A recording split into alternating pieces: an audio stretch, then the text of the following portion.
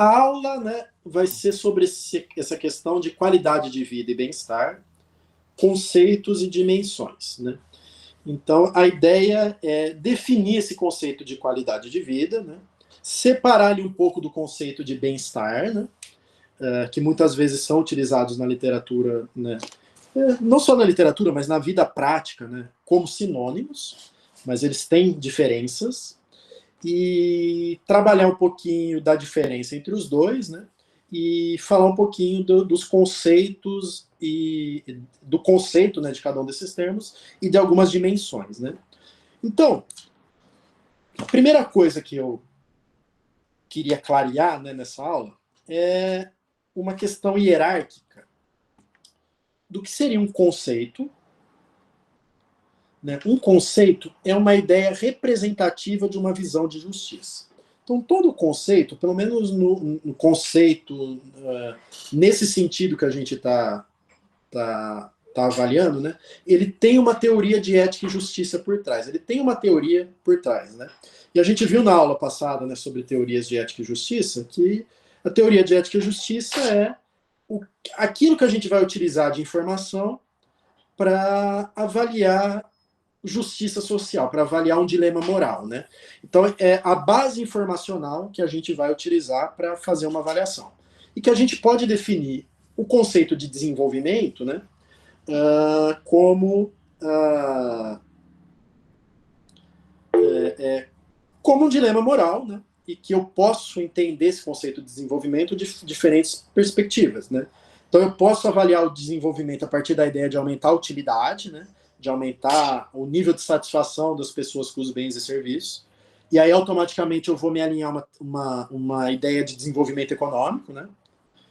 Porque eu vou querer produzir mais bens e serviços para aumentar a satisfação das pessoas, né? Ou eu posso ter uma visão de desenvolvimento humano que eu vou avaliar o desenvolvimento como a ampliação das liberdades das pessoas, né? Liberdade vista a partir do aumento de opções de escolha, né? Que é o que a gente chamou da liberdade positiva, né? Então, são conceitos, né? Conceito de desenvolvimento humano, conceito de desenvolvimento econômico, que estão alinhados a uma visão de ética e justiça, uma teoria de ética e justiça. A proposta dessa aula é definir não o processo, mas o resultado desse processo, também a partir de uma visão de ética e justiça. Então, a gente vai entender a qualidade de vida como sendo o resultado do processo de desenvolvimento humano, enquanto a utilidade seria o resultado do processo de desenvolvimento econômico. Né? Então, a gente define não só o processo de desenvolvimento humano, desenvolvimento econômico, desenvolvimento sustentável, a partir de visões de ética e justiça, mas também os resultados, né, desses processos que a gente define a partir de algumas palavras, alguns termos, né? Bem-estar, bem-estar social, qualidade de vida, padrão de vida, felicidade, né? Então, a ideia é que a gente separe um pouco esses conceitos que estão tão misturados na literatura, para que a gente tenha um vocabulário, né, e consiga se entender. Né, que a gente não fica misturando coisas, né? Coisas distintas, porque senão a gente não consegue fazer nenhum tipo de proposição, nenhum tipo de teste, né? Então é importante a gente definir, né, cada coisa no seu quadrado. Né? E a gente faz isso a partir de um conceito. Né? Então, qualidade de vida a gente vai definir como um conceito. Os conceitos eles podem ser unidimensionais ou multidimensionais. Né? Então, o que é uma dimensão? Dimensão é o aspecto, né, que eu vou precisar avaliar para definir um conceito. Se esse conceito for definido por um único aspecto, né, eu posso dizer que ele é unidimensional. Se eu precisar de mais de um aspecto para delimitar e definir um conceito, né, eu digo que ele é um conceito multidimensional. Né? Então, dentro da qualidade de vida, por exemplo, que é um conceito, eu posso dizer que a educação é um aspecto, é uma dimensão desse conceito. Então, ele é algo que ele é uma dimensão, né, que faz parte desse conceito de qualidade de vida. E, por fim, a gente chega no conceito de indicador, que é algo que a gente não vai falar na aula de hoje. Né? A gente vai... toda a segunda parte do curso vai falar muito de indicadores, né? Mas indicador é a dimensão mensurada. é a dimensão quantificada. É quando eu realmente transformo esse aspecto que eu quero medir num número, num valor, né? Aí eu chamo isso de indicador. Né? Então, hoje o importante não são os indicadores na aula de hoje. O importante hoje são os conceitos e dimensões, né? Mas depois a gente parte para os indicadores, né? Lembrando que uma mesma dimensão pode ser mensurada por múltiplos indicadores, né? Então, por exemplo, essa dimensão educação pode ser medida pela taxa de matrícula, pela taxa de alfabetização, pela média de anos de estudo, por valores em exames, né, na prova da Prova Brasil, do PISA, né, que são exames para ver a qualidade da educação. Então, são todos diferentes indicadores de uma mesma dimensão. E dimensões também podem ser subdivididas, né? Então, eu posso ter uma dimensão de educação e dentro dessa dimensão, uma subdimensão de relacionado ao desempenho em matemática, né? A desempenho em línguas, né?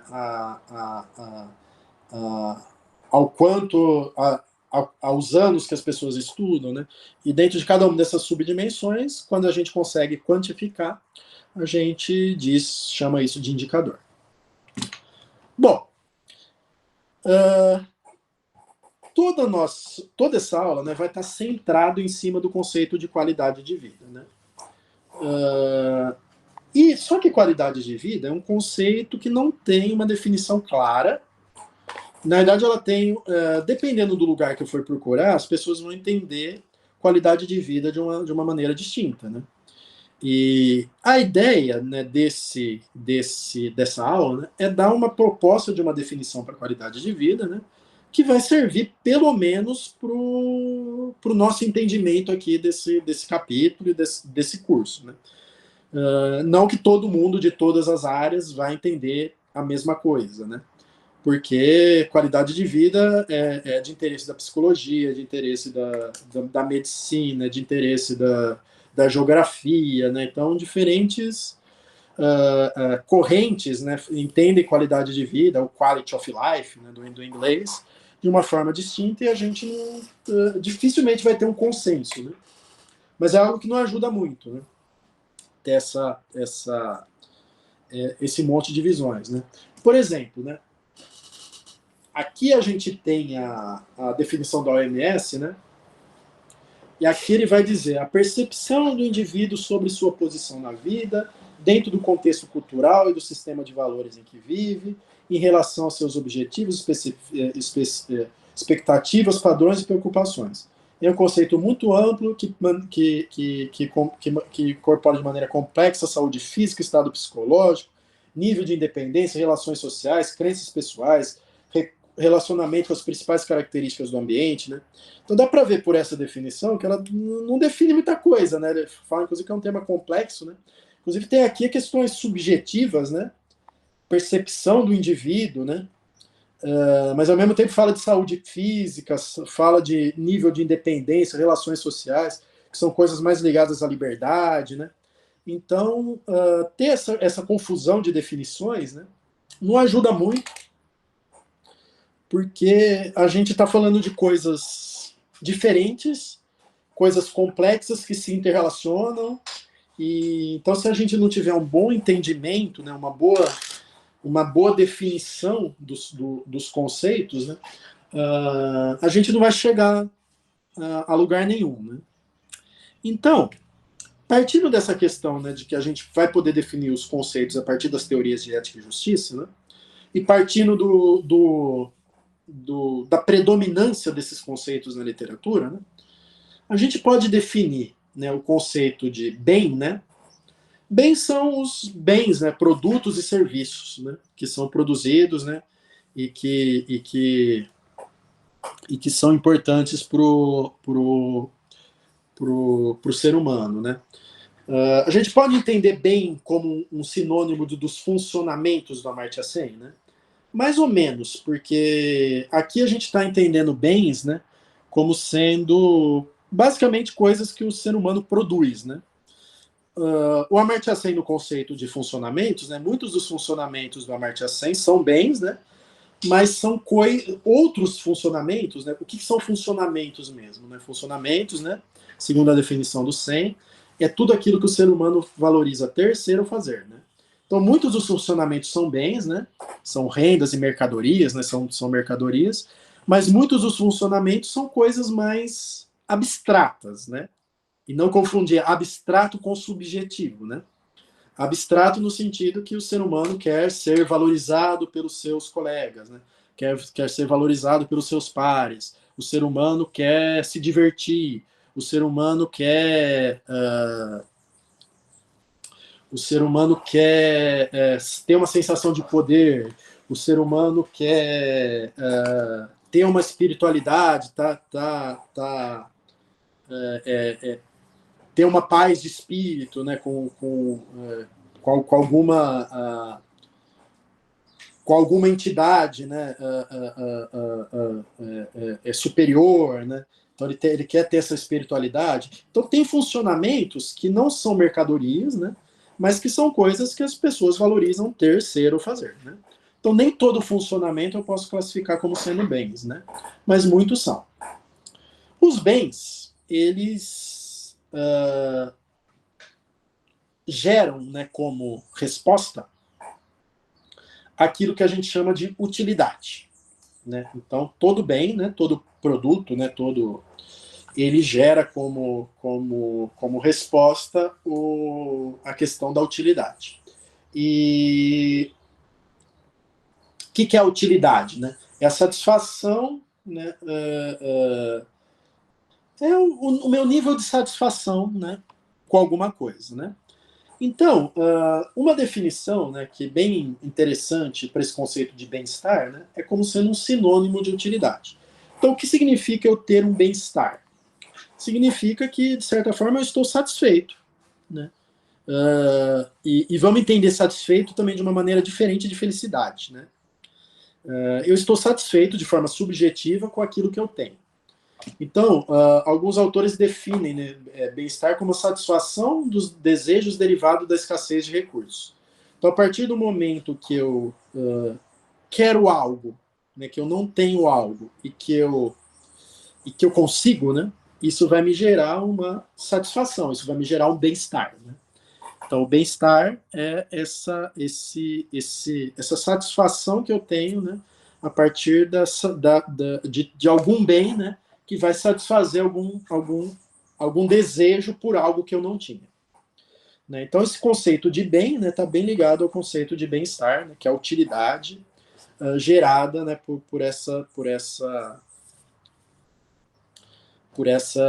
escassez de recursos. Né?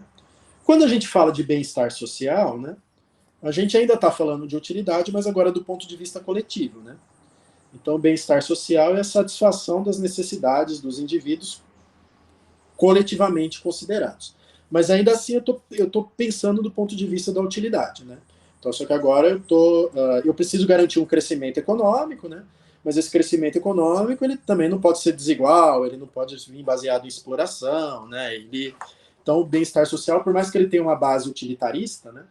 Ele agora está preocupado com essa utilidade do ponto de vista mais coletivo, né?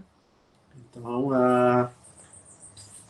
quando eu falo só de bem-estar, né, eu estou pensando na utilidade do ponto de vista individual, do ponto de vista micro, né?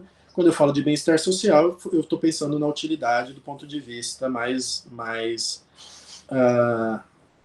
macro, né? Então, esses três conceitos, né, bem-estar e bem-estar social, eu entendo eles muito do ponto de vista do utilitarismo. Só que, muitas vezes, né, para eu garantir um bem-estar social, muitas vezes eu vou garantir uma qualidade de vida. Muitas vezes eles não são antagônicos, né?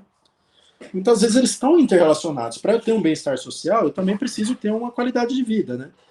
Então, quer dizer, eles são conceitos próximos, muitas vezes eles andam na mesma direção, mas a questão é só que eu estou olhando para as coisas diferentes. Então, a partir quando eu falo de bem-estar, né, eu estou olhando para a utilidade, eu estou olhando para a satisfação das pessoas, né? Então eu quero que elas tenham bens e serviços, né? Quando eu olho para a qualidade de vida, eu quero que elas tenham liberdades para atingir funcionamentos, né?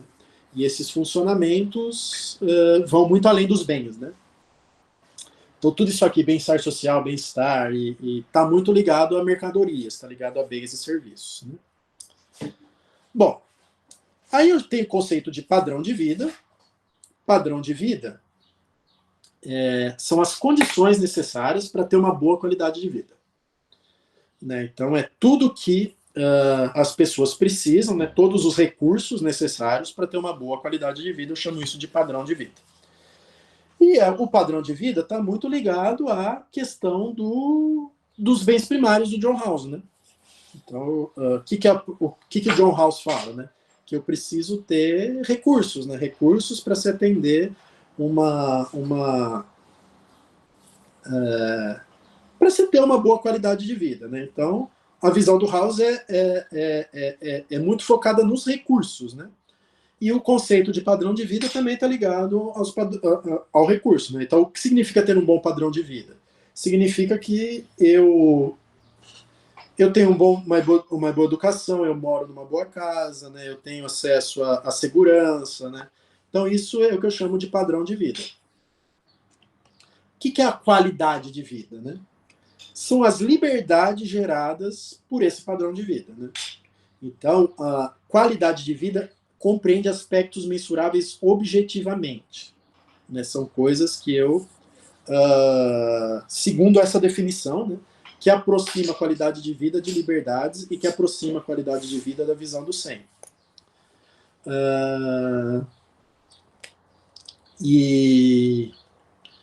Apesar de ainda não existir, né, consenso sobre sua abrangência e significado, né, a gente entende qualidade de vida assim. Agora eu vou fazer uma pergunta, né? Educação.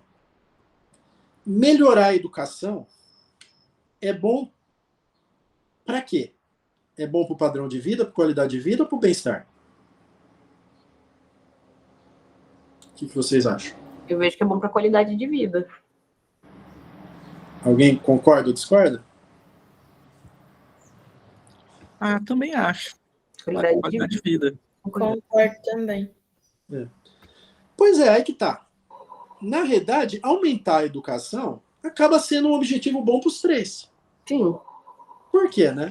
A educação, ela gera utilidade? Ela gera satisfação? Sim. Sim. Educação é uma mercadoria? É um bem? Sim. Sim. E é um bem que, se eu consumir, isso vai me gerar uma satisfação? Sim. Sim. A educação é um recurso para se atingir qualidade de vida? Sim.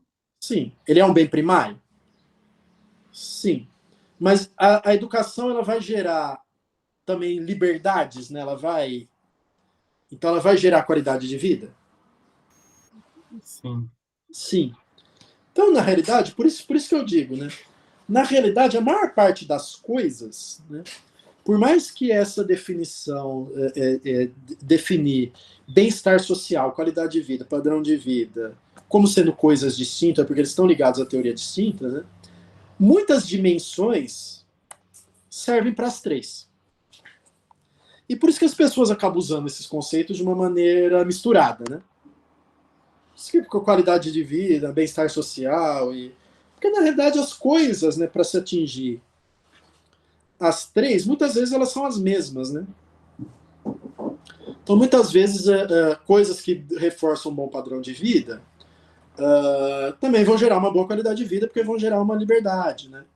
E também vão gerar um bem-estar social, né? Eventualmente, algumas coisas que deem um bom...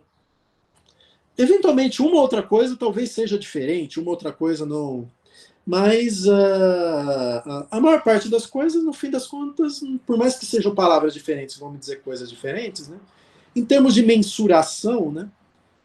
Muitas vezes eu estou falando da mesma coisa. Né? Então, por isso que confunde mesmo, confunde um pouco. E é por isso que o conceito de felicidade, ele já vira um pouco a chave. Porque felicidade, ele não necessariamente tem a ver com padrão de vida, nem com qualidade de vida e nem com utilidade, né? Porque a felicidade, ele é totalmente subjetivo. Não que a utilidade não seja, a utilidade também é subjetiva, mas a utilidade é uma satisfação com uma coisa muito limitada, que são os bens e serviços, né? A felicidade é a pessoa se enxergar de uma maneira mais ampla, né? Da pessoa se avaliar. Então, a felicidade é muito uma autoavaliação. Né? E aqui a felicidade já rompe totalmente com essas questões de qualidade de vida, padrão de vida e bem-estar social. Né? E ela nem está ligada a uma teoria de ética e justiça. Né? Ela é um conceito mais da psicologia mesmo. Então, é difícil eu pensar em políticas públicas, por exemplo, para aumentar a felicidade. Porque ele é um outro tipo de medida, um outro tipo de mensuração que a gente vai ver melhor na aula que vem. Né? Mas, então, não confundir, né, felicidade com qualidade de vida, que não é subjetivo, né?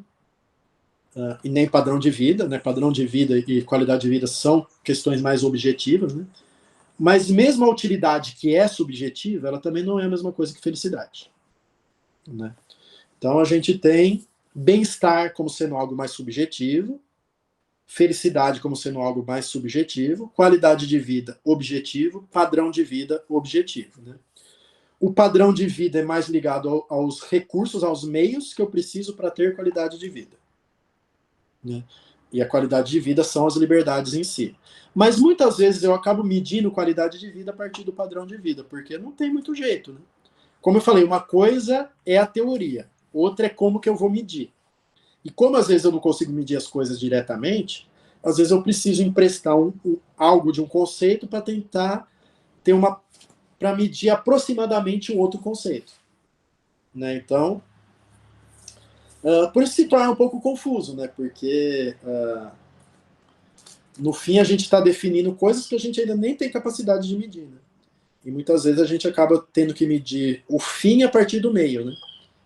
Mas não é porque a gente ainda não consiga medir, né, que não vale a pena definir, né? Porque é só a partir da definição que a gente consegue ter algumas discussões e fazer algumas proposições e avançar, né? Então, por isso que é um esforço meio é um esforço que talvez não dê muita coisa, essa questão de definir, né, cada palavrinha, cada coisinha no seu quadrado, né? Mas ela tem o seu nível de importância, né? Porque assim, a gente tem na cabeça que a gente está falando de coisas diferentes, porque está partindo de teorias, de pontos de vista, de base informacionais diferentes, por mais que na prática as mesmas coisas acabam servindo para todos os conceitos. Né? Então, a educação, como eu falei, saúde, né? Acaba sendo bom para a utilidade, acaba sendo bom para o padrão de vida, acaba sendo bom para a qualidade de vida. Né?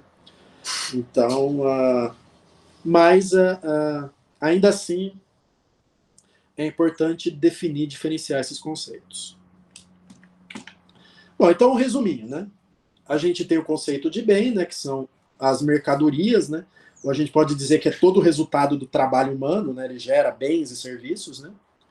E o padrão de vida, né, é o conjunto dos bens que possibilita alguém uma vida decente, né? Nesse caso aqui a gente está ligado aos bens primários, né? O bem, né? As mercadorias, né? Elas geram bem-estar, né? Geram uma satisfação, né? Advinda da escassez de recursos, né? E o bem-estar social é quando eu consigo garantir que esse bem-estar, que essa satisfação, que essa utilidade, né, seja compartilhada por todas as pessoas. A qualidade de vida a gente entende como sendo um sinal das capacidades do ser, né? A liberdade para se atingir um conjunto de coisas que se valoriza ter, ser ou fazer, né? E a felicidade, que é algo mais ou menos à parte, né? Que aí é algo puramente subjetivo, né? Então, que é a avaliação, né, da vida subjetiva de um indivíduo sobre sua própria vida, né? Aí é uma coisa individual, né? Eu não consigo fazer isso coletivo, né? E a partir de aspectos emocionais e racionais, né? Então, é como que a pessoa avalia, né, o seu papel na vida, né? Então, aí a gente chama isso de felicidade, que a gente vai ver mais detalhes na próxima aula. Então, não sei se eu mais confundi do que expliquei, né? Mas porque realmente isso na literatura a gente encontra de formas diferentes, né? Mas a ideia é que cada palavra, né, cada termo, né, que que é um resultado do processo de desenvolvimento, ele seja ligado a uma teoria de ética e justiça distinta, né? Porque aí a gente consegue falar de cada coisa sem confundir e consegue falar também da relação entre essas coisas, né? Que por mais que ela exista uma relação, né, que gerando uma, automaticamente eu gero a outra, né, talvez essa relação não é tão direta assim, né? Então, para eu conseguir avaliar, né, é importante que eu tenha muito claro, né, cada um dos conceitos que eu estou falando. Bom, espero que tenha ficado mais claro, né, o que é objetivo, o que é subjetivo, né, e como cada conceito se relaciona com as teorias. Bom, agora focando na questão da qualidade de vida visto a partir da ótica do SEM, né, focando na questão das dimensões da qualidade de vida. A pergunta que se faz é o seguinte, né, é possível medir a qualidade de vida de alguém objetivamente? Né? E aí, quais são as dimensões, né, que eu devo considerar para isso? Qual deve ser a abrangência? Né? Será que existe um conjunto de dimensões fixo e limitado? Né? Será que eu consigo definir a qualidade de vida de alguém a partir do mesmo conjunto de definições e que isso vale para todo mundo? Será que existe um consenso? Né? Será que dá para eu definir essas dimensões válidas para todo mundo? Né? Então, alguns problemas, né, que o SEM aborda, né, que o SEM fala a respeito disso. Né? Primeiro que muitas dimensões podem ser difíceis de ser definidas. Né? Muitas vezes a dimensão, por mais que ela seja definida, é muito difícil eu ter um indicador para ela. Né?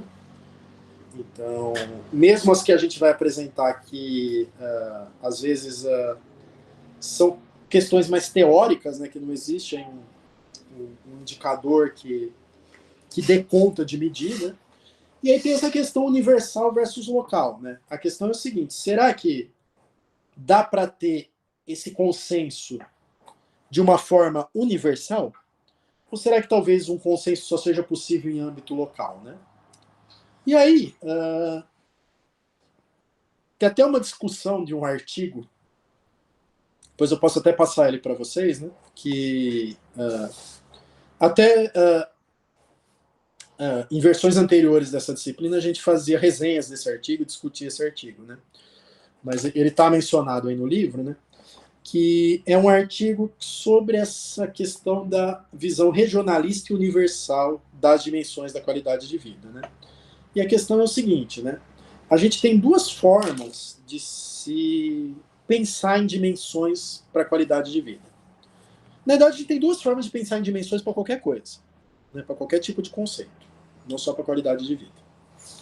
A gente pode definir essas dimensões de maneira top-down, ou seja, do topo para a base, que é uma definição mais universal, no seguinte sentido, né? A gente parte do pressuposto que existe um conjunto de dimensões que são importantes para todo mundo. Então, todo mundo está sujeito a essas mesmas dimensões.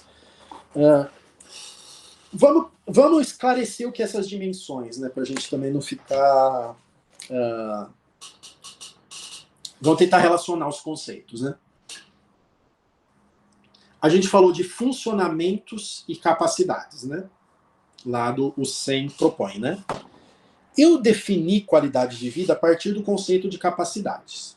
O que são capacidades? Né? O que é a capacidade? Capacidade é você ter a liberdade de atingir as coisas que as pessoas valorizam. Né? Essa é a definição. Essas coisas que as pessoas valorizam, o SEM definir isso como sendo funcionamentos. Então, funcionamentos são tudo que as pessoas valorizam ter, ser ou fazer. Né?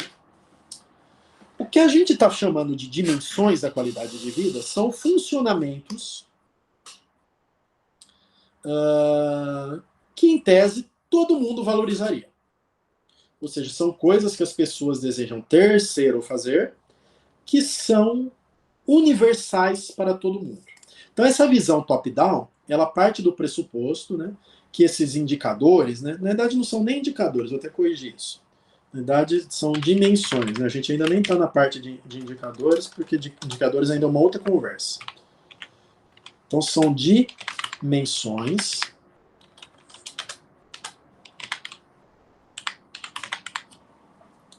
Então, a partir de uma visão teórica, filosófica, psicológica, a gente define um conjunto de dimensões que seriam válidas para todo mundo. Né? E uma perspectiva mais regionalista diz que essa definição de dimensões deve ter participação da comunidade. Então, seria uma perspectiva bottom-up, ou seja, da base para o topo. Isso significa que é importante que essa seleção de dimensões, né, é importante que a própria comunidade, as próprias pessoas indiquem aquilo que elas valorizam. Né? Quais são os aspectos da vida que ela valoriza. Quais são as vantagens e desvantagens de cada uma? Né? Essa perspectiva mais universal, essa perspectiva mais top-down, né, ela pode esquecer um pouco a realidade local. Né? Primeiro, né, eu posso argumentar que essa visão top-down não existe. Eu posso dizer como Sen acredita, né? Que essa perspectiva, né, que não existem funcionamentos que todo mundo valorizaria de forma universal, né? E que aí a única maneira de definir quais são os funcionamentos importantes seria perguntar para as pessoas, né? De novo, não é uma análise subjetiva. É uma análise... eu simplesmente estou perguntando para as pessoas o que elas valorizam, né? Mas a avaliação é externa. Então, eu valorizo água potável. Eu valorizo ter comida no prato. Eu valorizo...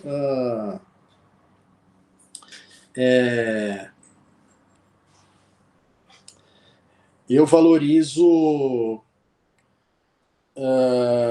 ter uma boa saúde, né? Então, é perguntar para as pessoas o que elas valorizam, né? E avaliar objetivamente a partir daquilo que elas respondem. Mas, então, tem uma perspectiva de olhar, né, para a base e tentar entender o que as pessoas valorizam, né? Porque eu entendo que o que as pessoas valorizam não é universal, então só faz sentido eu definir qualidade de vida dentro de uma realidade, né? Novamente, definir objetivamente, mas a partir da realidade local. E aqui eu parto de uma visão que eu consigo avaliar a qualidade de vida de uma maneira universal pela mesma régua. Porque os mesmos aspectos são universais e valem para todo mundo. Então essa é a grande diferença. Só que qual é a desvantagem da questão regionalista, né, de perguntar para a pessoa? A desvantagem é que, às vezes, a pessoa simplesmente pode não saber o que ela quer. Né? Ela pode não valorizar algo simplesmente porque ela desconhece do que ela existe. Né? Então,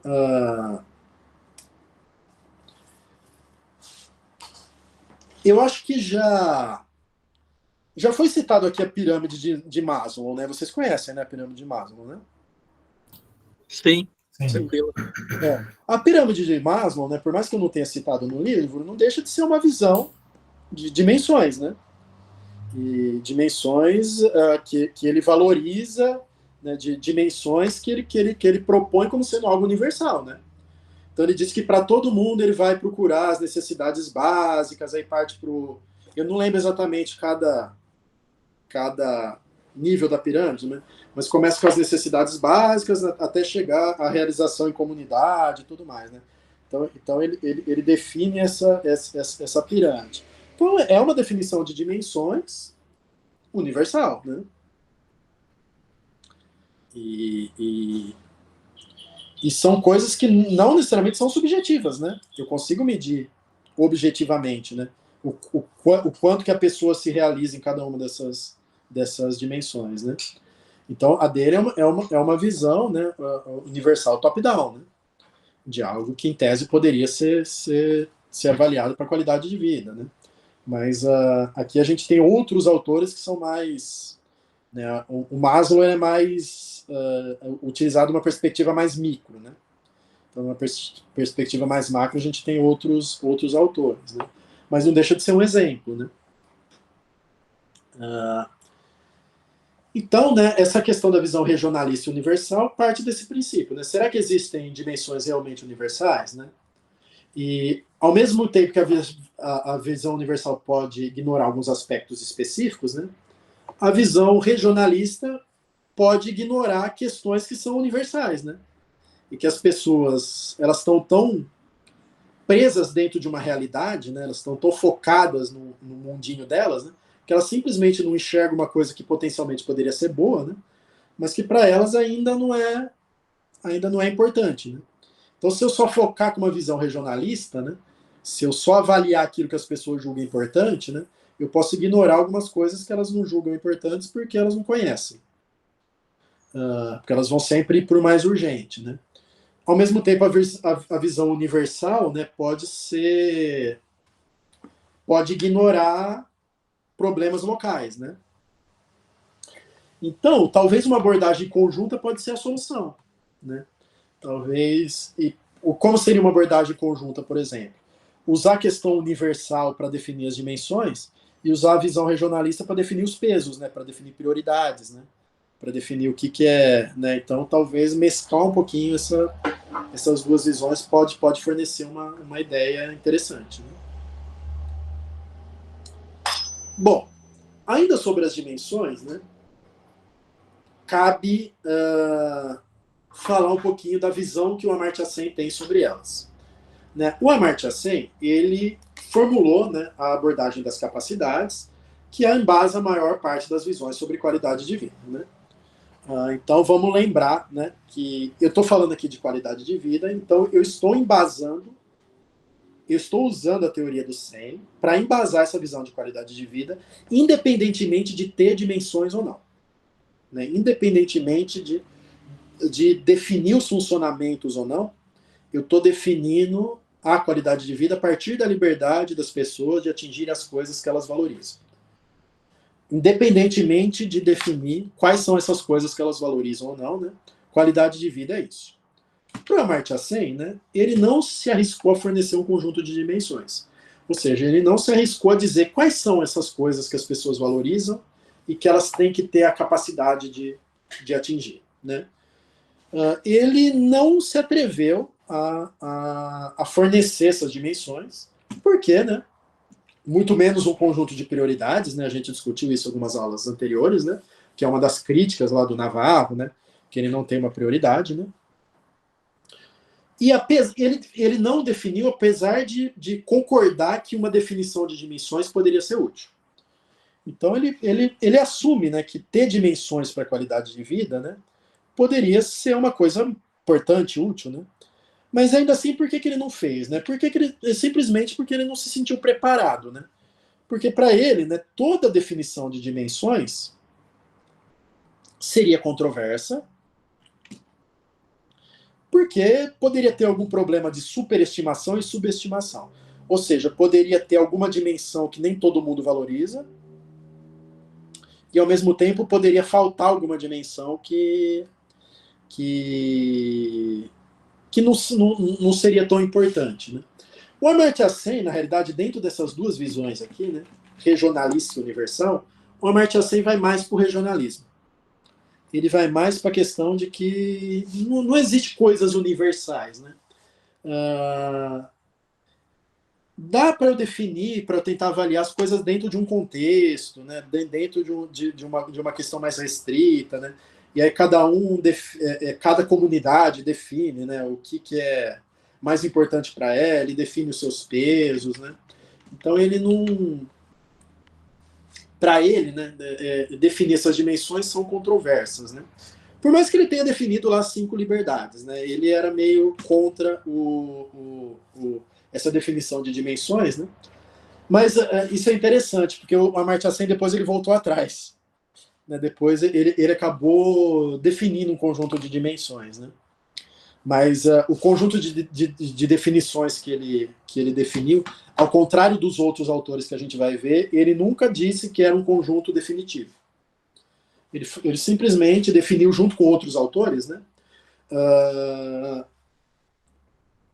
um conjunto de dimensões que poderia servir, né, mas não que ele fosse definitivo e serviria para todo mundo. Ele nunca teve essa pretensão, né? Então, e para ele, a teoria dele independe de um conjunto de dimensões, né? Por mais que ele também defina as 5 liberdades, né? A segurança protetora, a garantia de transparência, isso não deixa de ser dimensões, né? Mas ele não define isso como funcionamentos, né? Ele define mais como coisas aspectos, né, dessa questão da liberdade que ajudam as pessoas a definir os funcionamentos, né? Mas eu, por exemplo, em alguns trabalhos, alguns artigos, eu acabei usando as 5 liberdades como espécie de dimensões para avaliar a qualidade de vida, né? Mas a intenção dele nunca foi essa. Bom, tem um trabalho, né, da Sabine Al-Khairi, que é uma autora bem importante, que a gente ainda vai ver ela de novo quando vê a questão da pobreza multidimensional, né? Ela fez um artigo de revisão que ela levantou vários autores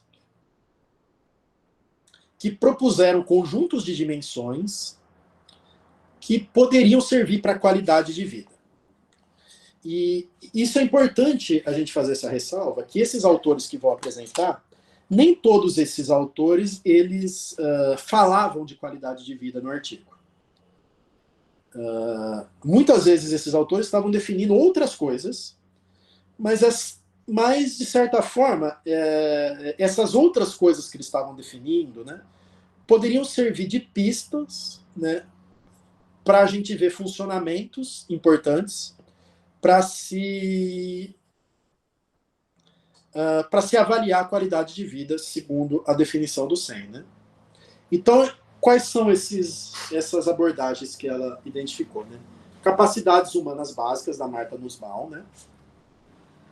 Esse vale um destaque especial, porque a Martha Nussbaum, dentro da abordagem das capacidades, né, dentro dessa teoria, ela é tão conhecida quanto o SEM, e ela parte mesmo da abordagem das capacidades, ela dá a visão dela da abordagem das capacidades, que é complementar a do SEM, mas ao mesmo tempo antagônica ao SEM em alguns aspectos.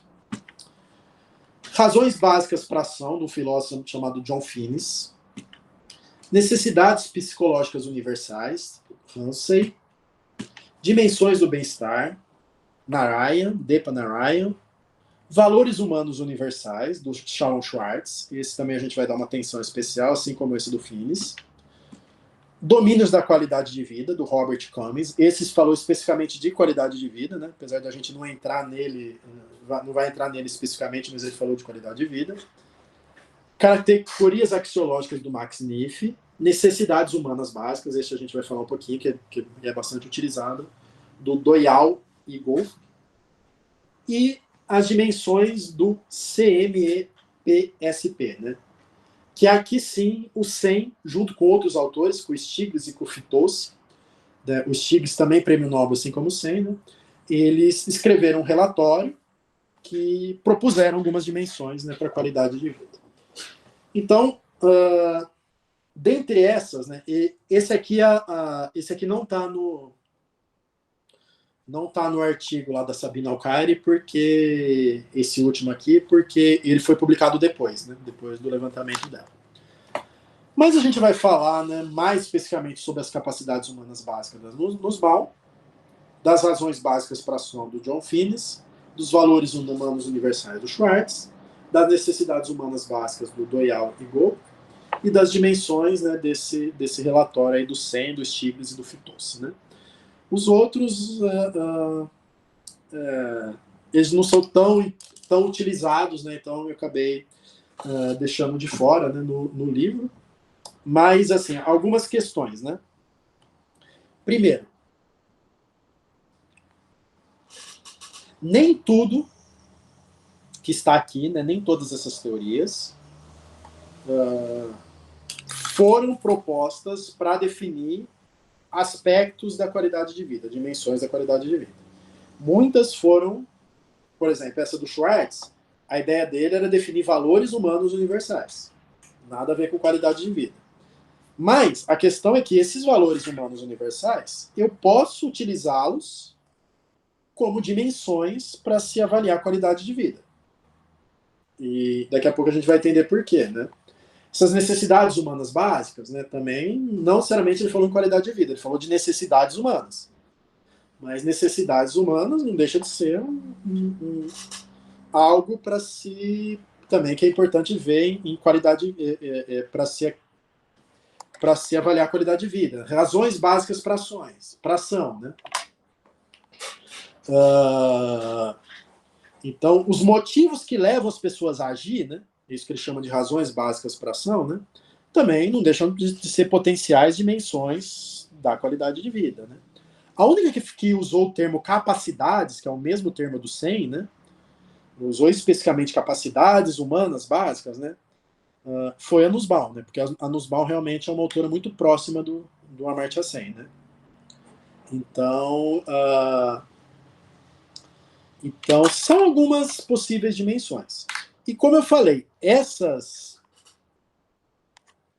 teorias, elas estão no nível inferior das teorias que a gente viu na aula passada. Na aula passada a gente viu as teorias de ética e justiça. Elas estão lá no topo da abstração, no sentido do que eu vou avaliar no âmbito mais básico para ver justiça social. Então, será que eu vou ver a satisfação das pessoas? Será que eu vou ver a liberdade das pessoas? Será que eu vou ver os recursos que essas pessoas têm? Né? Então, eu estou lá no amplo, eu estou lá no... Aqui eu já estou no detalhamento. Né? Quais aspectos da liberdade que eu vou ver? Quais aspectos dos recursos que eu vou ver? Quais aspectos? Então, aqui eu já estou mais no âmbito do detalhamento. Né?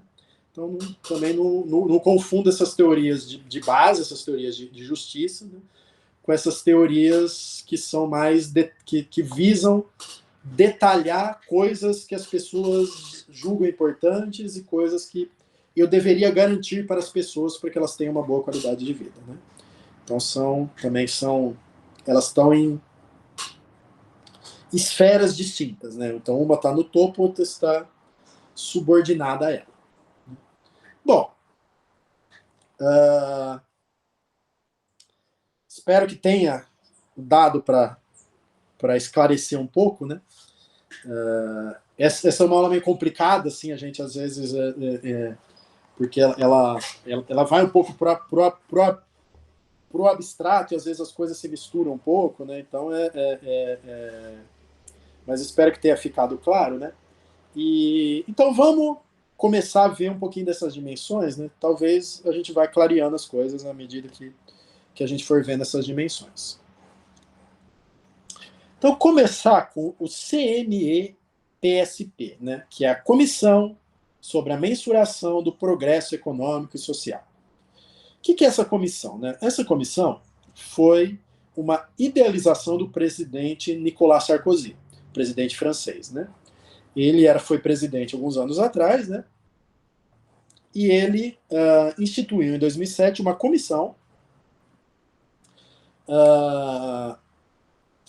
para estudar, né, e propor coisas a respeito do progresso econômico e social. Né?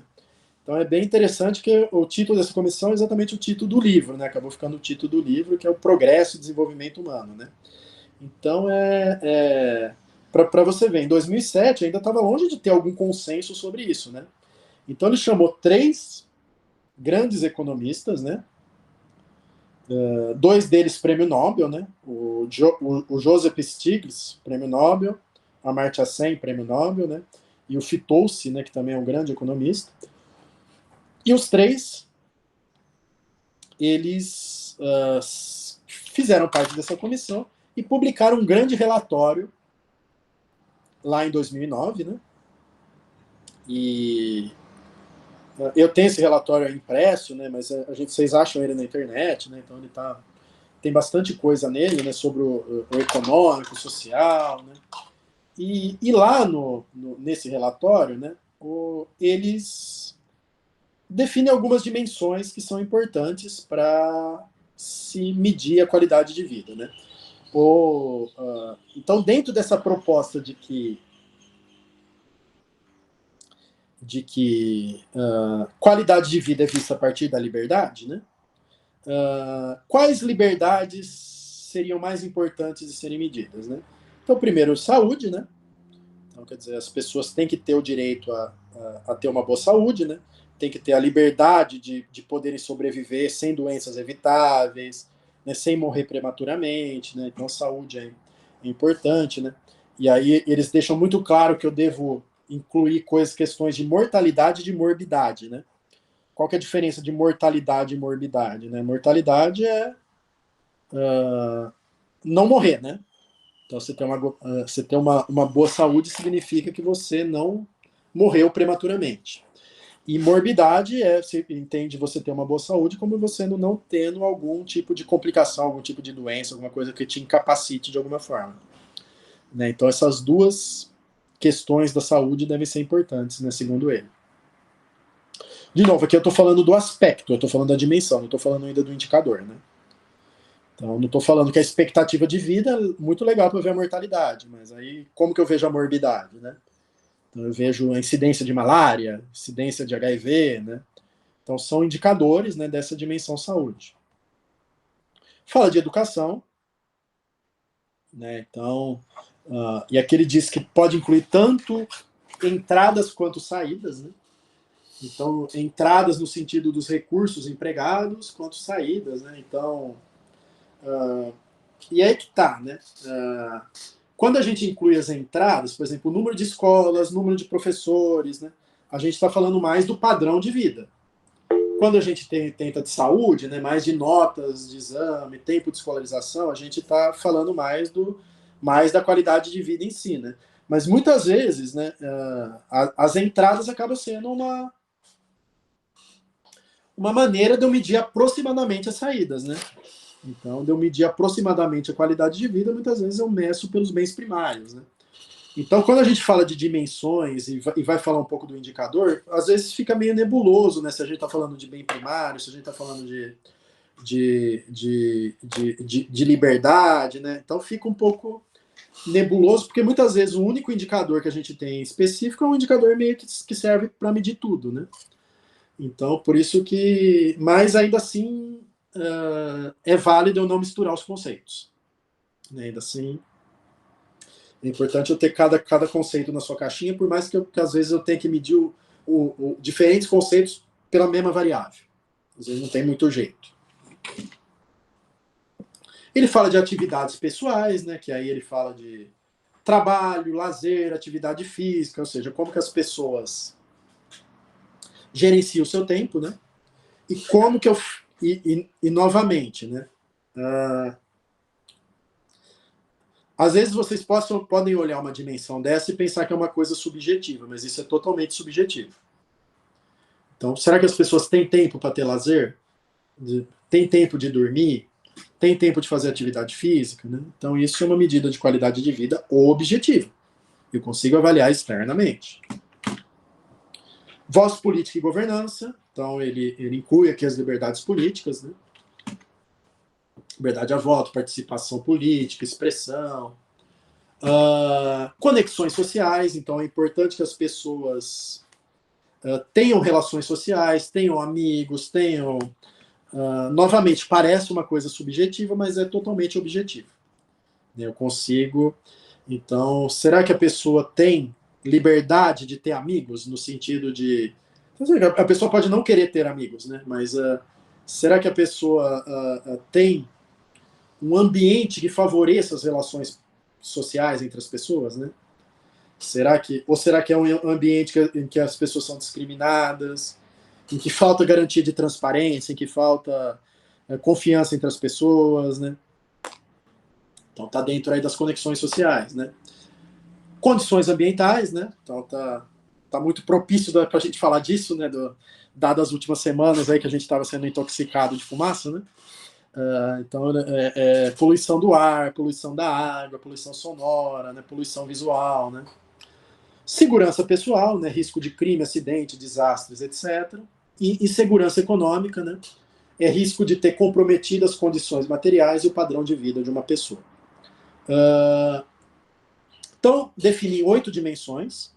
Dá para vocês ver que todas essas 8 dimensões, de alguma forma, se relacionam com as 5 liberdades que o Sen definiu, né? Na verdade, vamos dizer assim, é um aprofundamento, é um detalhamento um pouquinho maior daquelas 5 liberdades, né?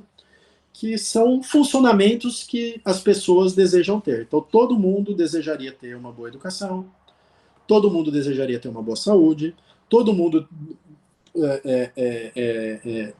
desejaria ter tempo para fazer aquilo que é importante, né? Ter sono, ter lazer, fazer atividade física. Todo mundo desejaria ter voz política e governança. Todo mundo desejaria ter conexões sociais. Todo mundo desejaria viver no meio ambiente, né? No lugar sem poluição, sem barulho, sem... Todo mundo desejaria ter segurança pessoal. Todo mundo desejaria não ter risco de crime, não ter... ser protegido de desastres, todo mundo desejaria estar protegido de uma insegurança econômica, né? Todo mundo desejaria ter a tranquilidade de que se algo acontecer comigo, né, eu vou ter pelo menos as minhas condições e liberdades mínimas garantidas. Né? Então essas são as 8 dimensões, né, que esses 3 autores, o Sen, o Stiglitz e o Fitoussi, definiram. Né? Bom, o que caracteriza essas dimensões? Primeiro delas, né, em nenhum momento eles dizem que essas 8 dimensões são únicas e universais. Né? São recomendações. Né? Então, todo o relatório que eles fizeram lá por Sarkozy são recomendações, né? São coisas que seriam interessantes avaliar, né? Mas podem existir outras coisas, né? Ou funcionamentos que as pessoas valorizam que estariam além desses 8. Mas tendo esses 8, já garante uma boa qualidade de vida. E, novamente, todas essas são definições objetivas. Tudo bem até aqui? Tudo bem, legal. Tudo bem. Beleza. Bom, aí tem a Martha Nussbaum, né? Ela é uma filósofa americana, né? Pode falar, Renato. Custei apertar aqui o botão. Ô, professor, nesses slides que você passou anteriormente aí, né, que tem todas essas condições aí, mas como é que fica a questão do trade-off em respeito a isso? Novamente, segundo o Sen, né, não existe trade-off. Segundo o Então ele parte desse princípio. Segundo o Sen, né, porque o Sen é a teoria que embasa tudo. Então, segundo o Sen, não tem trade-off porque eu tendo um, eu vou ter outra. Né, então não teria um trade-off nesse caso. Sim. Quando eu li, eu não pensei nessa questão dele falar que não tem trade-off. Eu não vi em nenhum momento ele falando isso. Na verdade, nesse capítulo talvez não tenha ficado muito claro, mas lá no capítulo anterior, no capítulo 2, né, quando ele define a teoria dele, ele fala que as 5 liberdades, né, que as liberdades geram liberdades. Né? Verdade. E não tem trade-off. Né, então, verdade. Então, não teria agora eu esqueci disso, né? Principalmente com respeito ao trabalho e lazer, né? Porque para você ter lazer, você tem que ter renda para ter o lazer, né? Tem que trabalhar para ter renda para ter o lazer, né? Exatamente, mas para o Sen, né, isso é importante. Por que renda não aparece aqui? Porque renda é meio, não é fim. Passou uma moto aqui, como é que é, professor? Porque renda é meio, renda não é fim. Sim. Por isso que renda não aparece aqui, porque renda é importante? É importante para tudo isso. É importante para você ter saúde, é importante para você ter educação, é importante para você ter tempo de lazer, é importante você ter renda. Mas por que ele não está incluindo renda como uma dimensão da qualidade de vida? Porque renda é um bem primário. Né? Renda é algo que eu preciso ter para ter esses funcionamentos. Sim. Então, é importante eu ter renda como um dos aspectos importantes para eu ter a liberdade de atingir tudo isso aqui. Não, ficou claro. É porque realmente eu tinha me esquecido que no capítulo anterior ele, né, chamou isso a atenção. E a gente, na cabeça do trade-off aí, é uma coisa que está meio que imbuída na cabeça da gente, né? Quem estuda economia, né? Então você fica logo pensando dessa maneira. Mas está claro, obrigado. Para ele não tem trade-off e nem tem priorização, né? Tudo isso é importante, né? Ok. E apesar do SEM defender que talvez possa existir priorizações, né, a nível regional. Então, talvez em alguns locais, né, algumas dessas teriam mais peso do que outras, né, mas não existiria um trade-off. Bom, a Martha Nussbaum é uma filósofa americana, né, e ela é muito próxima ao SEM, por mais que ela seja filósofa e o SEM seja economista, né? Ela é bem afinada com a teoria do SEM, né? E ela... Só que ela é especialista em Aristóteles, né? Ela briga, ela parte lá dos filósofos gregos, ela parte lá do Aristóteles, né? Para definir as chamadas 10 capacidades humanas básicas, né? E ela chama de capacidades, não é à toa, né? Realmente ela é muito próxima ao SEM, então ela usa a palavra capacidade, né, no mesmo sentido do SEM, que é ter a liberdade, né? Então é o conjunto de recursos, né, necessários para se ter uma vida digna. Em tese, essas 10 capacidades que ela definiu seriam válidas em qualquer lugar, né? Então, ela é professora da Universidade de Chicago, né?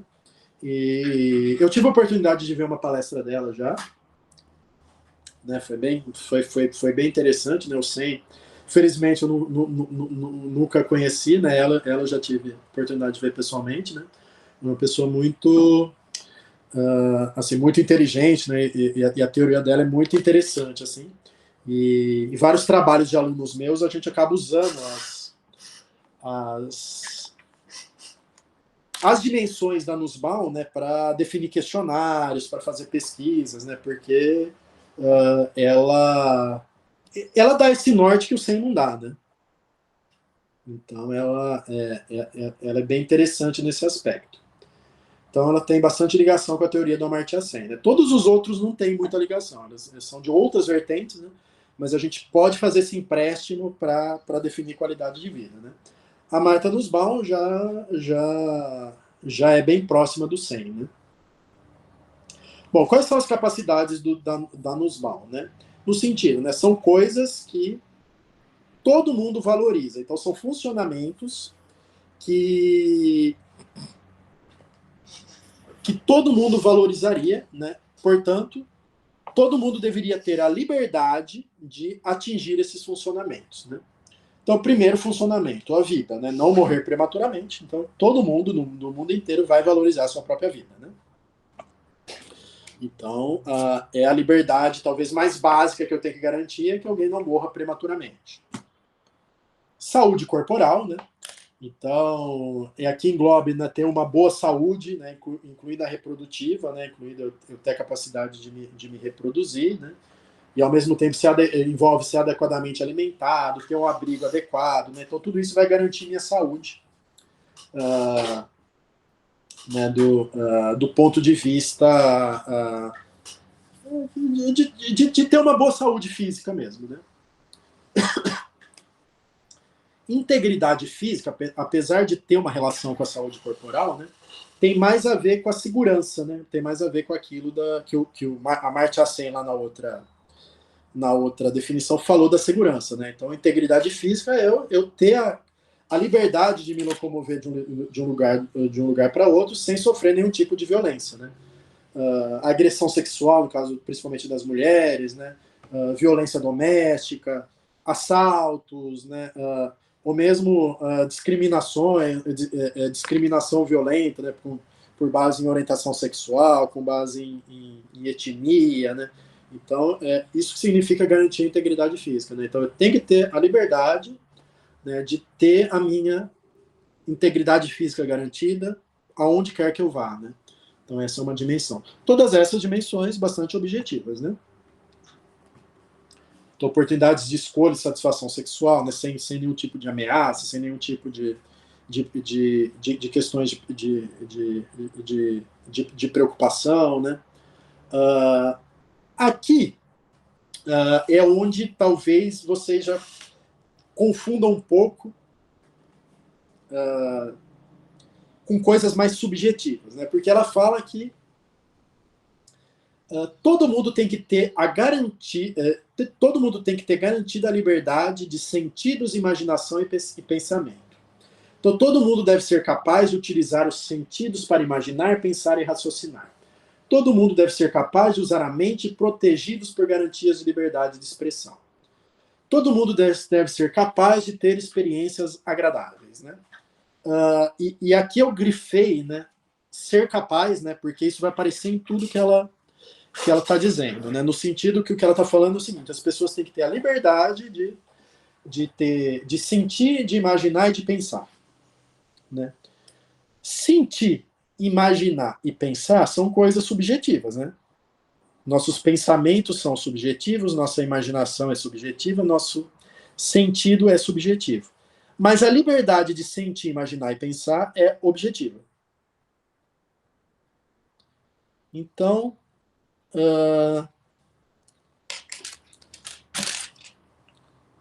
será que a gente pode ser coagido a não imaginar? Será que a gente pode ser coagido a não pensar? Coagido a não sentir, né?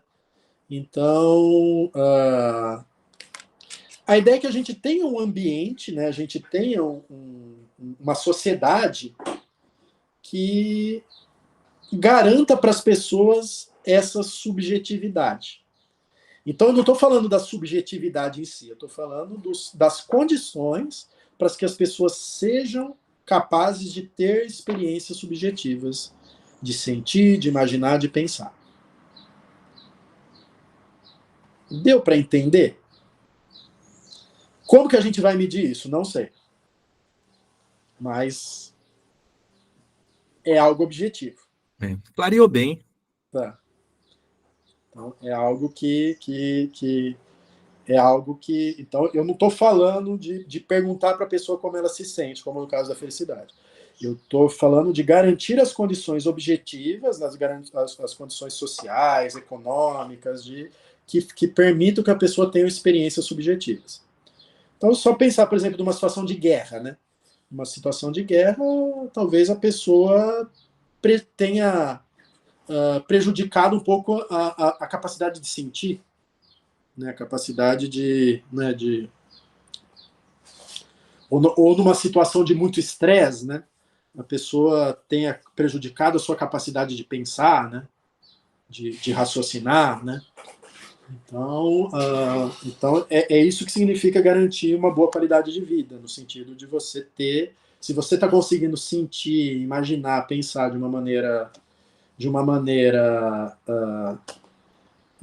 adequada, você tem uma qualidade de vida. Pode falar, Renan. Professor, eu já até estudei já, né, em outra oportunidade, né, sobre ela. Achei muito interessante, né, essa forma dela colocar, né, essas capacidades humanas fundamentais, né. Mas a dúvida que eu tenho, professor, é o seguinte, que ela chama isso para uma vida digna, né. Sim. Mas eu nunca consegui achar nada assim que ela explicasse de fato o que ela entende como uma vida digna, né. Porque, por exemplo, ela é professora de Chicago, né, é um país desenvolvido, né, uma universidade de ponta, né. Eu nunca vi esse relato da experiência dela, se isso, por exemplo, é do mundo, se é do continente, sabe? Para ela se embasar nessa questão da vida digna, né? O que é digna para ela? Será que é a mesma coisa com outro continente, com outro país? Aí a gente volta naquela conversa de dimensões universais e dimensões regionais, né? Para ela está entendendo as 10 dimensões dela como dimensões universais. Para ela, valeria em todo lugar do globo, valeria nos Estados Unidos. Não é uma dimensão para ela, é uma dimensão porque ela está se baseando numa filosofia grega, aristotélica, né? E para ela, isso tem a pretensão de ser universal. Então, para ela, essas capacidades humanas seria um modelo que todos os países deveriam seguir para ter essas condições de ter uma vida digna, seria isso? Exatamente. Todo mundo deveria ter direito a tudo isso. Todo mundo deveria ter direito à vida, todo mundo deveria ter direito à integridade física, todo mundo deveria ter direito à saúde corporal, todo mundo deveria ter direito a sentir, imaginar e pensar. Então, todas as 10 dimensões são coisas que as pessoas deveriam ter direito assegurado. Sim, Deveria ter a liberdade de poder atingir. eu acreditava que ela fez um estudo e levantou essas questões, né? Tá Não, bom, é o contrário, é ela que impõe assim, entre aspas, né? Ela que coloca essas capacidades humanas como fundamentais para a vida digna. isso. Ela coloca, né, a partir O estudo dela, etc. a partir de filosofia, a partir de argumentações lógicas, Sim. não de um estudo empírico. Mais alguém levantou a mão? Ah, não, meu professor, é que eu entendi que seria um requisito mínimo, né?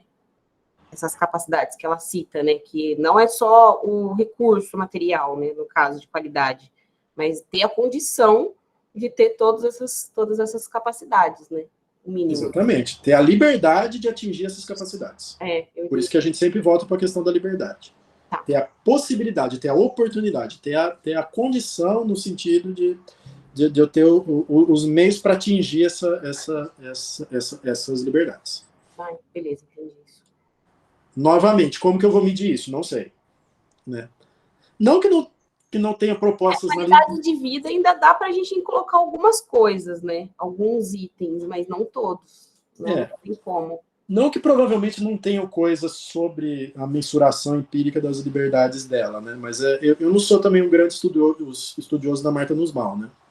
Não me aprofundei tanto nessa linha. Talvez teve desenvolvimentos, né? Mas em termos de mensuração, em termos mais práticos, né? Mas, novamente, algumas são bem complicadas de se medir, e outras são complicadas até de definir, né? Bom, ela fala da capacidade de emoção, né? Ser capaz de ter apegos a coisas e pessoas fora de nós mesmos, ser capaz de amar aqueles que amam e cuidam de nós em sua ausência, né? Então aqui ela fala muito da questão da empatia, né? Você tem que ter a capacidade de ter empatia, né? Então, novamente, a emoção é um estado psicológico, um estado subjetivo. Mas você ter a liberdade de ter esse estado subjetivo é algo objetivo. Né? Então, essa é a grande diferença, né? Então, é por isso que o ser capaz aqui é importante, né? Então, ser capaz de ter um desenvolvimento emocional não marcado por medo e ansiedade, né?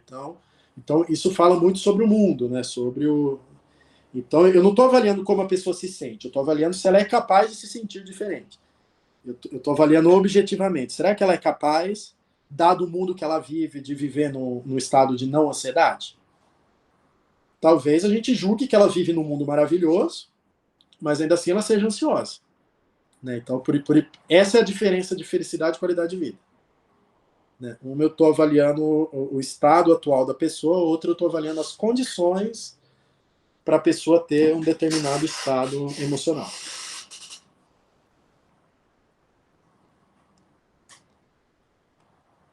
Bom, essa aqui é a mais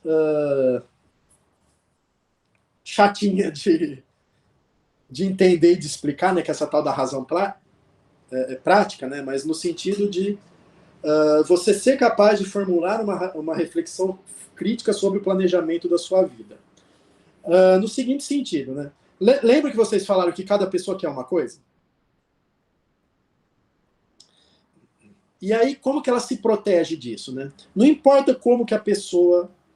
Não importa o que a pessoa quer. O que importa é que ela tenha a liberdade de querer. Ela tem a liberdade de planejar sua vida, de almejar alguma coisa, de ter sonhos, de saber o que é bom, o que é mal, né? Então, isso que ela chama de razão prática. Né? Então, ela tem que ter a liberdade de ter objetivos, de ter uma concepção de vida, de planejar a sua vida.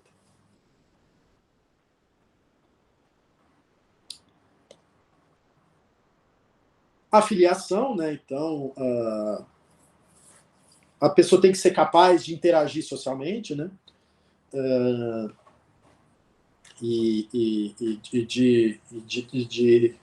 De viver em sociedade, de ter amigos, de ter, né? E não sendo humilhado, né? Tendo autorrespeito, né? Não sendo discriminado, né? Então, isso que ela chama de afiliação. Ela fala de outras espécies, esse é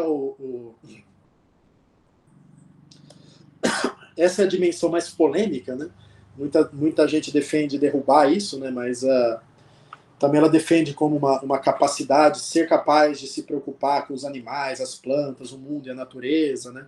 Então, que é uma liberdade importante, né? Alguns autores que eu vi que vão bater nela em relação a isso, que não seria uma dimensão realmente universal, né? Apesar dela ser importante, principalmente nesse mundo que a gente vive, né? De colapso ecológico. Aí ela fala da capacidade para jogar. Essa capacidade para jogar, a gente pode entender como sendo lazer, né? Que a pessoa tem que desfrutar de lazer, tem de poder ter atividade recreativa, de poder, né? Porque, assim, a gente na nossa vida, a gente não vive só de trabalho, né? Não vive só de coisas, né? A gente busca lazer, né? Busca atividades recreativas, atividades lúdicas, né? Então, ela diz que é uma liberdade importante que a pessoa tem essa capacidade, essa liberdade de ter esses momentos de lazer, esses momentos de fazer coisas que não necessariamente têm uma questão puramente econômica, né?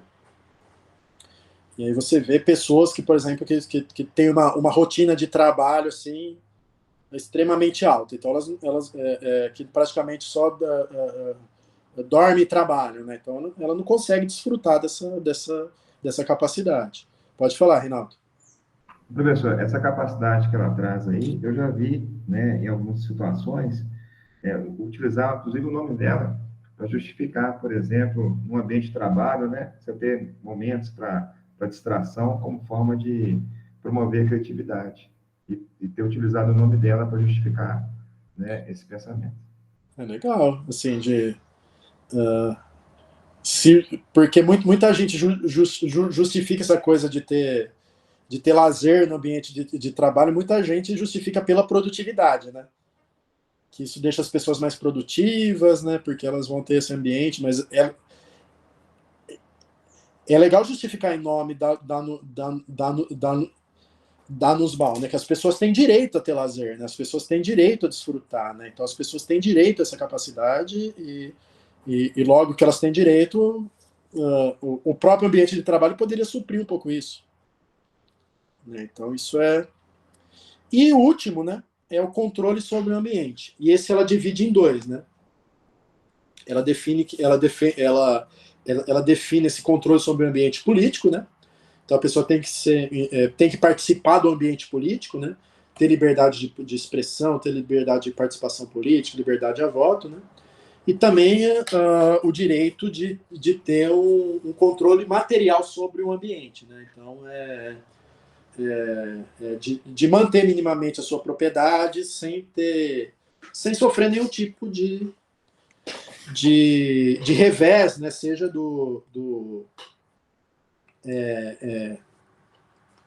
seja de alguém invadir sua propriedade privada, de te roubar mesmo, ou de você sofrer uma chuva, de sofrer algo que prejudique aquilo que você construiu, né?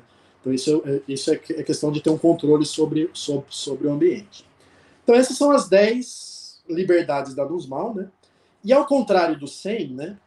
Primeira coisa, se a gente for comparar com essas 8, a gente vai ver que muitas são parecidas, né?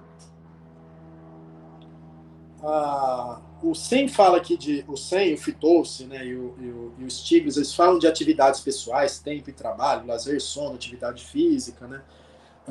Que a Nusbal fala do jogo, né? O 100 fala de voz política, a Nusbal fala do controle sobre o ambiente político, né? Fala de educação, saúde, né? Conexões sociais, a Nusbal também fala, condições ambientais, né? Segurança pessoal, ele fala lá da integridade física, né? Insegurança econômica, a Nusbal fala do controle ao ambiente material, né? Então a Nusbal vai um pouquinho mais além, mas muitas coisas acabam se misturando, né? E muitas coisas a Nusbal simplesmente divide o que o 100 fala, né? É que, novamente, a Nusbal é um pouquinho mais abstrata, né? Essas aqui que esse relatório coloca, elas são um pouquinho mais próximas de indicadores, né? A Nusbal é muito mais abstrata. essas não têm a pretensão de serem absolutas, não têm a pretensão de valerem para todo mundo, em todo lugar, e de serem únicas.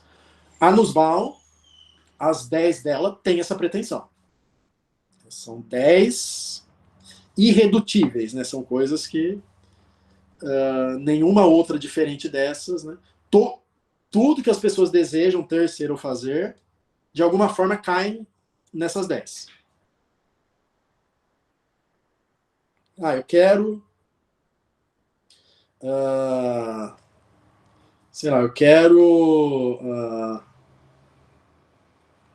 qualquer coisa que eu deseje, né? Eu quero viajar para a Europa, né?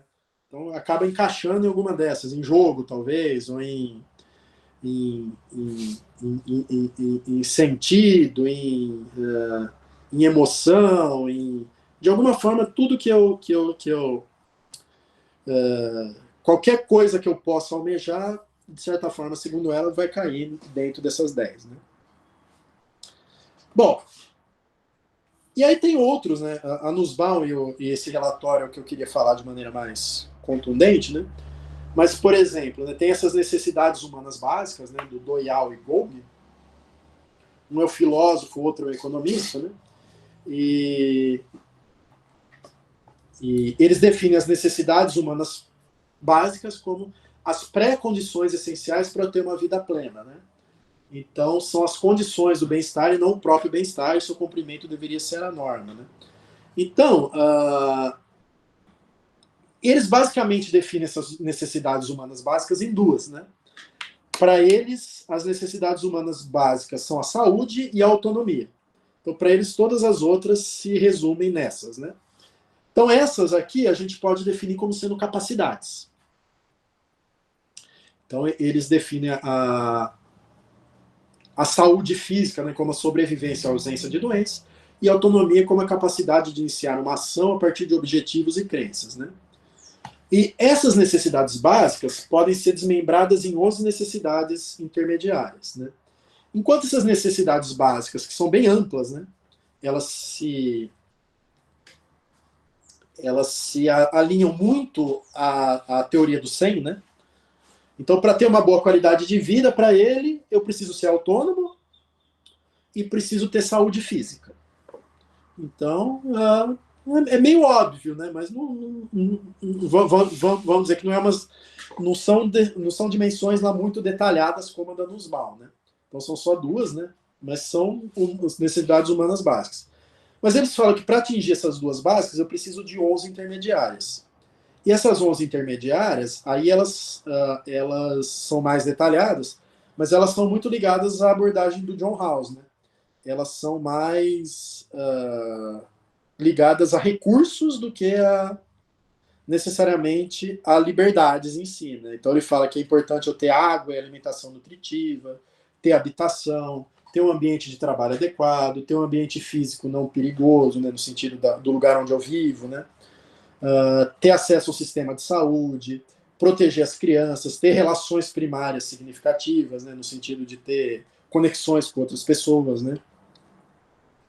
Ter segurança econômica, né, no sentido de ter a segurança protetora, né, de ter um seguro-desemprego, de ter uma rede de proteção social, ter segurança física, no sentido de não sofrer violência urbana, né, questões de natalidade, garantia de um parto seguro e educação básica, né?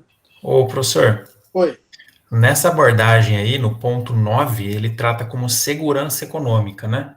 Sim. Lá no relatório, ele tem o ponto 8, insegurança econômica, porém os dois eu acredito que são a mesma coisa, né? Tem algum sentido para um tratar de maneira negativa e o outro positiva?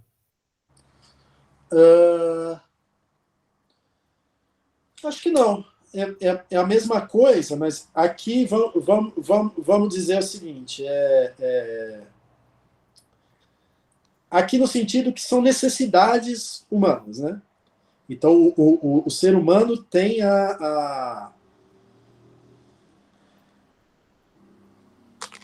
ele tem a necessidade de ter uma segurança econômica. O Amartya Sen já fala de dimensões que é importante eu analisar. Então, o Amartya Sen fala, é importante eu analisar a insegurança econômica das pessoas. Então, isso é a mesma coisa, assim. Mas, Mesma coisa, né? Como Como isso aqui parte de uma necessidade, a necessidade é a segurança econômica. E normalmente assim fala que dá insegurança porque na realidade é mais fácil avaliar a insegurança do que a segurança, né? Então, o quanto as pessoas estão vulneráveis, né? Então, é naquele sentido. O Amartya Sen fala que é importante avaliar a vulnerabilidade econômica das pessoas, né? Entendi. E aqui no sentido que a necessidade que as pessoas precisam de uma segurança econômica. Beleza. Mas é a mesma coisa. Esse aqui é legal, razões básicas para a ação, né? Novamente, não são dimensões da qualidade de vida, mas é uma tentativa desse filósofo chamado John Finnis, né? De definir o que leva as pessoas a agirem. Porque a partir do momento que eu vejo as motivações das pessoas, né? Ele é professor em Oxford, né? A partir do momento que eu defino as motivações universais, as motivações básicas para as pessoas, né? Se todo mundo é movido, né, pelas mesmas razões, né? Garantir essas razões básicas, né? Eu ter a garantia para isso, eu ter a liberdade de atingir isso que nos move, né? Seriam coisas importantes para a qualidade de vida, né? Então essa é a lógica, né? Então, segundo ele, existe um conjunto de coisas simples que movem todas as outras ações, né? E a ideia dele, né, é basear em múltiplos porquês, né? Então, você quer fazer alguma coisa, mas por que você quer fazer isso? Aí, eu quero fazer isso por causa de uma outra coisa. Mas por que você quer essa outra coisa? E vai fazendo por quê. Essa é a lógica filosófica dele, né? Até que você chega num conjunto de coisas que são incomensuráveis, irredutíveis e não hierárquicas. O que significa incomensuráveis? Significa que elas são independentes entre si. Ou seja, que elas são diferentes. Que eu não posso englobar uma dentro da outra, né? São coisas distintas. Irredutíveis no sentido que eu não posso reduzir mais, né? Eu vou perguntando por quê, até chega no momento que eu tenho uma lista irredutível. E não hierárquica, né, que aí entra muito dentro da lógica do Sen, né, que não tenho priorizações, né, não tenho trade-offs, não tenho pesos, não tenho nada. Então são coisas importantes que levam as pessoas a agirem. E como eu falei, o Finnis não fala nada de qualidade de vida no trabalho dele, mas eu posso usar as descobertas dele para definir dimensões de qualidade de vida. E dá para ver que muitas das descobertas deles acabam se repetindo na Nussbaum, acabam se repetindo no próprio relatório lá do Sen, do Fitoussi, né? Então, né, aqui um exemplinho, né? Por que você faz trabalho essa no fim de semana? Para ganhar mais dinheiro. Por que você ganha mais dinheiro? Porque eu quero viajar. Por que você quer viajar? Porque eu quero conhecer uma praia. E por que você quer conhecer a praia? Porque, no fim, tudo se resume ao desejo humano de contemplar o belo, né? Que é a questão da experiência estética, que é uma das razões básicas para a ação. E aí eu cheguei no irredutível, né? Por que você quer contemplar o belo? Aí não tem um motivo. É algo que vem do ser humano. E aí, o que move as ações humanas, né? A vida, ou seja, eu quero preservar minha vida, né? Eu quero garantir minha saúde, né? Minha segurança, né? Então tudo isso está dentro da vida. As pessoas agem em busca de conhecimento, né? Então, só você ver quantas pessoas, né? Quantos grandes cientistas aí, né? Moveram toda a sua vida em torno de conhecer, de descobrir, né? E independentemente do que ela ia ganhar com isso, né? O motivo era só o prazer da descoberta, né?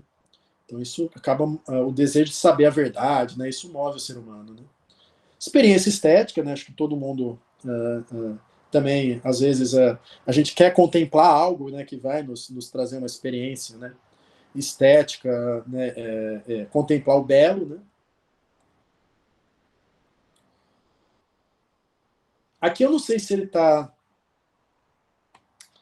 Aqui é uma coisa até que eu preciso ler mais. Eu não sei se ele está falando exclusivamente de questões visuais, né?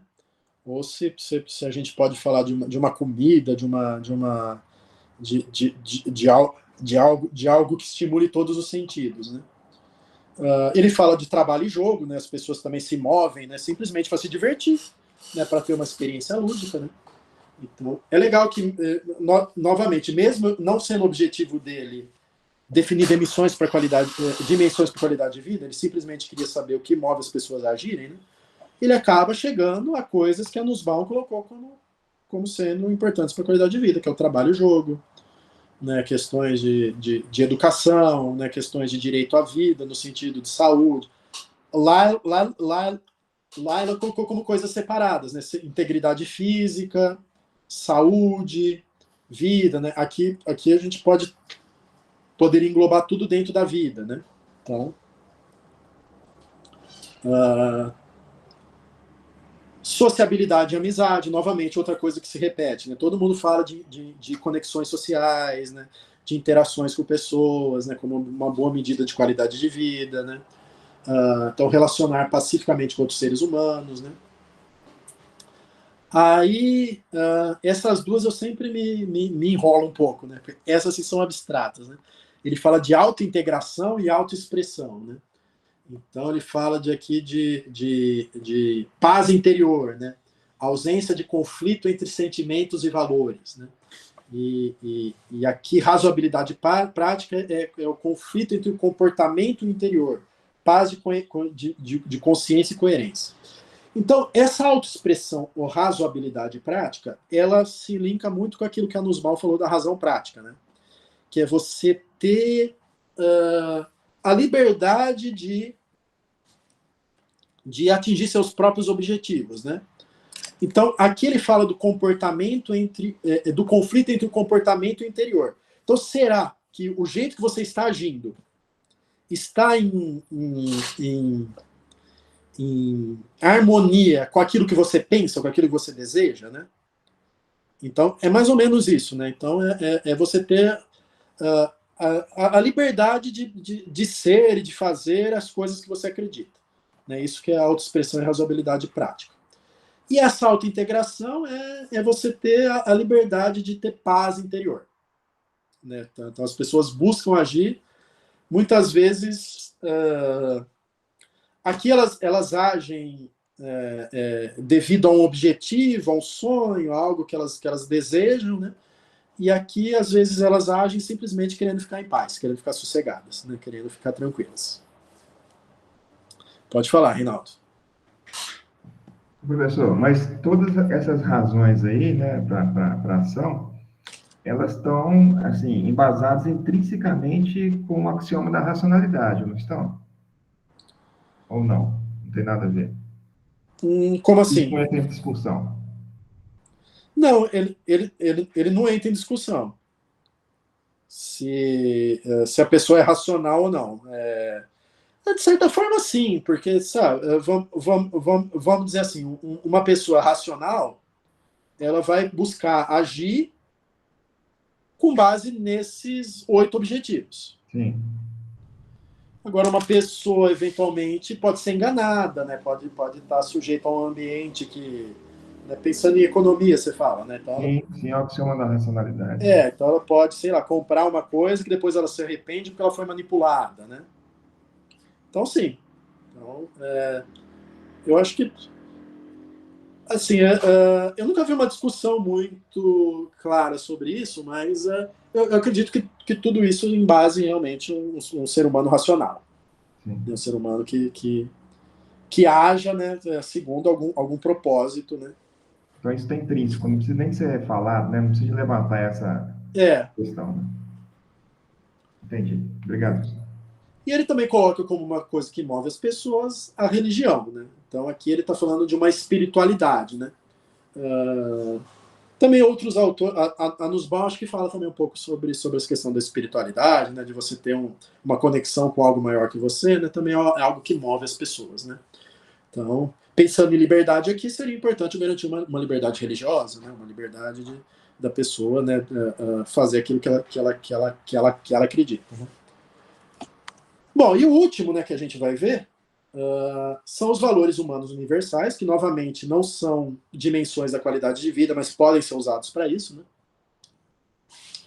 Eu acho legal o desses valores humanos universais, né, do Shalom Schwartz, né, que é um professor israelense, né, ele é lá da Universidade de Jerusalém, né, e ele, basicamente, ele tentou fazer uma pesquisa para identificar quais são os valores que movem as pessoas. Né? Então, valor, razão, né? A gente pode entender mais ou menos como sinônimos, né? Então, ele define valor, né, como sendo metas desejáveis, que são princípios orientadores da vida de uma pessoa. Então, são coisas que orientam uma ação e permitem avaliar. Então, eu posso entender do mesmo jeito que aquelas razões básicas para a ação, né? A diferença de todos os outros que a gente viu até agora é que Schwartz foi o único empírico. E ele fez estudos transculturais, no sentido que ele fez... ele aplicou questionários para ver o que move as pessoas, e ele aplicou em mais de 64 países, né? Pelo menos, não sei se hoje ele ampliou isso, né? Pelo menos da última vez que eu li, ele tinha aplicado em mais de 64 países, mais de 200 questionários, né? Mais de 200 pesquisas, no fim com mais de 60 mil respondentes, né? E ele chegou à conclusão de que os valores que movem as pessoas são vários e mudam de lugar para lugar. Mas tem alguns que são universais. Tem alguns que aparecem em todos os lugares que ele pesquisou. Então é isso que ele define como valores humanos universais. São aqueles valores, são aquelas razões para ação que aparecem, né, para todo mundo. E aí ele fala do poder, né, que todo mundo é movido por status social, prestígio, controle ou domínio sobre pessoas ou recursos, né? E, novamente, isso é algo que motiva as pessoas a agirem, né? Mas seria uma boa dimensão para a qualidade de vida garantir o poder para as pessoas, né? Em algum nível, talvez, né? Porque se uma pessoa não tiver autonomia nenhuma, no sentido de não tiver poder nenhum, né? Também isso é algo ruim, né? Mas também o poder absoluto também não é uma coisa legal, né? Então, novamente, né, mas isso é algo que motiva uma pessoa. Realização, né? Então, as pessoas também agem buscando sucesso pessoal. Hedonismo, né? Prazer e gratificação, né? Então, aqui entra a questão da experiência estética, lá que já foi falado, também é uma espécie de hedonismo, né? Então, as pessoas também buscam a novidade, buscam o desafio na vida. Autodireção, né? As pessoas buscam uma autonomia de ter um pensamento independente, escolha, criação, né? Aqui entra muito na questão também é muito parecido com a razão prática lá da Nussbaum, né? Universalismo, né? Então é você ter esse senso de que você pertence a um universo maior, né? Então você tem solidariedade com as outras pessoas, né? Benevolência. Então, universalismo é quando você olha a empatia de um ponto de vista mais para a humanidade, né? E a benevolência é quando você trata mais dos seus amigos, das suas pessoas, de quem isso aqui trata mais. Você garantiu a preservação dos seus amigos, né? Garantir o bem-estar dos seus amigos, né? Então aqui entra muito da questão dos contatos sociais, né? Ele fala também que as pessoas são muito movidas pela tradição, né? E aqui entra da questão da religião. As pessoas, às vezes, elas têm como um valor se adequar a normas sociais, então, às vezes, elas se comportam de uma determinada maneira para se adequar a normas sociais, né? E pro Schwartz isso não tem um grande problema, porque é um valor do ser humano também, ele precisa estar de acordo com as normas sociais, né? E também a questão da busca pela segurança, né? Então, esse do Schwartz é o que eu menos tenho domínio, assim, então eu não vou me atrever a falar muito detalhadamente sobre cada um deles, né? Mas é bacana que ele foi teve um trabalho mais empírico, né? E, de novo, ele chegou a várias coisas que acabam aparecendo em outras listas, né? Então, né, o que a gente pode concluir disso, né? Novamente, né? Aquilo que as pessoas querem é diferente, mas muitas coisas se repetem, né? Tanto é a prova de que várias coisas comuns apareceram em diferentes pesquisas, com diferentes metodologias, com diferentes objetivos, né? E então não é absurdo eu pensar em um conjunto de dimensões universais, né? Por mais que às vezes possa ser um pouco ambicioso demais eu pensar que essas dimensões são completas, né? Que nada além disso possa ser possa ser incorporado, né? Então, assim, em trabalho sobre qualidade de vida, né, a gente acaba, né, tendo que ter um referencial teórico como a Nussbaum, né, ou mesmo em pesquisa sobre valores, sobre o Schwartz, né? Então, fatalmente a gente vai cair em algumas dimensões, né? Então é importante a gente saber, né? Mas também é importante a gente discutir, né? Se essas dimensões são válidas, se elas valem para todos